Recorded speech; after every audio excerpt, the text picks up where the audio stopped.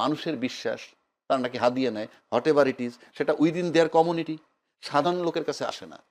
তো তাদের রাজনৈতিক কৌশলগুলোকে আমি স্যালুট করি। বলছে তুলনামূলকভাবে গ্রহণযোগ্য, তার মানে বলেনি কিন্তু 100% বা 90% বা 95%। আপনার কাছে একটা প্রশ্ন, যে আসলে উনি বলেছেন আসলে সব দল খুশি, আমরা তা দেখলামও বিএনপি ক্ষমতায় এসে আওয়ামী লীগের রাজনীতি করার পথ সহজ হয়ে গেল কেমনটা মনে হচ্ছে। এই জন্য বলছি যে বিভিন্ন জায়গায় আওয়ামী লীগের কার্যালয়গুলো খোলা হচ্ছে, খুলে দিচ্ছে, জয় বাংলা স্লোগান দিচ্ছে, এবং বিএনপির নেতারা গিয়ে গিয়ে খুলেও দিচ্ছে এরকম।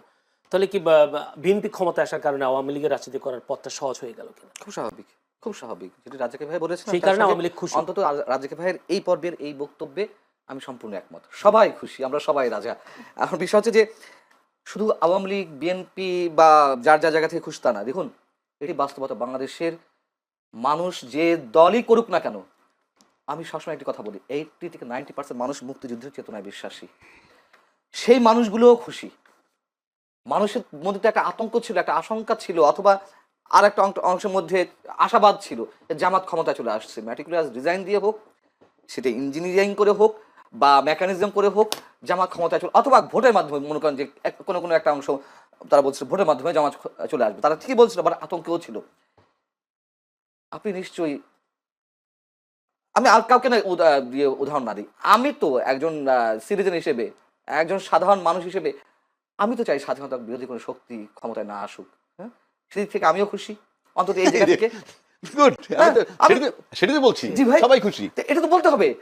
তার কারণ এই যে স্বাধীনতার 54 বছর পর এসে এখনো এই যে এনসিপি, আমি সব নেতাদের কথা বলছি না, এনসিপির বিশেষ একটা অংশ অথবা জামাতের একটি অংশ, তারা মুক্তিযুদ্ধকে যেভাবে খাটো করেছে, এটা তো মেনে নেওয়া যায় না।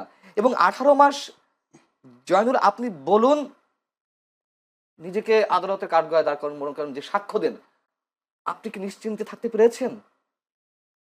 মানুষের জীবনের নাভিশ্বাস উঠেছে নিরাপত্তার দিক থেকে।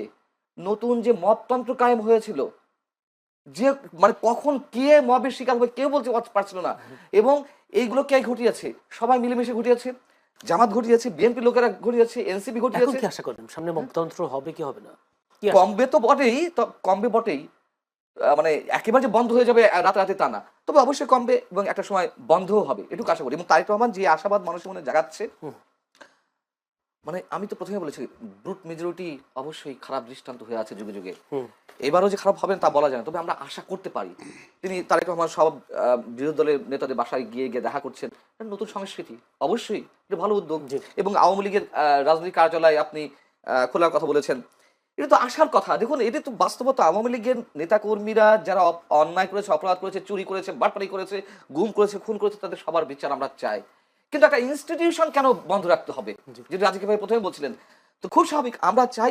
এবং এই যে টকশোতে যারা আসেন, তাদের এই অংশটাকে বাদ দিন প্লিজ।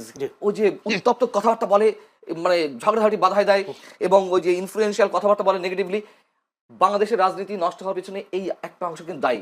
গণমাধ্যম যেমন দায়ী, এটাও দায়ী। আমরা চাই প্রতিদ্বন্দ্বিতা থাকুক, প্রতিহিংসা না থাকুক।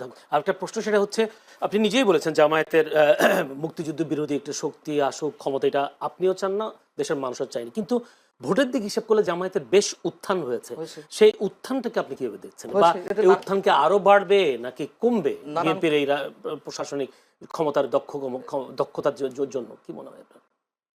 এটা একটা ভ্যালিড কোশ্চেন, যে জামাত আরো এগিয়ে যাবে কিনা। আমার মনে হয় জামাত এটি সর্বশেষ সুযোগ ছিল আমার ধারণা মতে, মানে ফোরকাস্টিং এর জায়গাতেও 23 গুণ ওরা উত্থান পেয়েছে।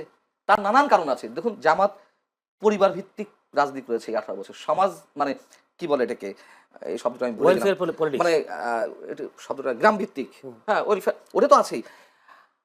জামাতের রোকন সদস্য সম্ভবত 2008 সালে ছিল 15,000, সেটি বেড়ে হয়েছে, আমি দ্য ডিপ্লোম্যাটের পরিসংখ্যান বলছি, দ্য ডিপ্লোম্যাট বাংলাদেশের বিভিন্ন গোয়েন্দা সংস্থার রিপোর্ট অনুযায়ী বলেছে। আওয়ামী লীগের সময় 2023 সেপ্টেম্বরে, 2024 7 জানুয়ারি নির্বাচনের আগে 2023 সেপ্টেম্বরে দ্য ডিপ্লোম্যাট একটা নিবন্ধ দিয়েছিল, প্রকাশ করেছিল। ওইখানে দেখাচ্ছে যে 15,000 থেকে তারা এই 15 বছরে বা 14 বছরে 70,000 সামথিং তাদের রকম সদস্য, এবং তারা গ্রাম ভিত্তিক কাজ করেছে। দেখুন, এর মধ্যে আরো অনেক কারণ আছে।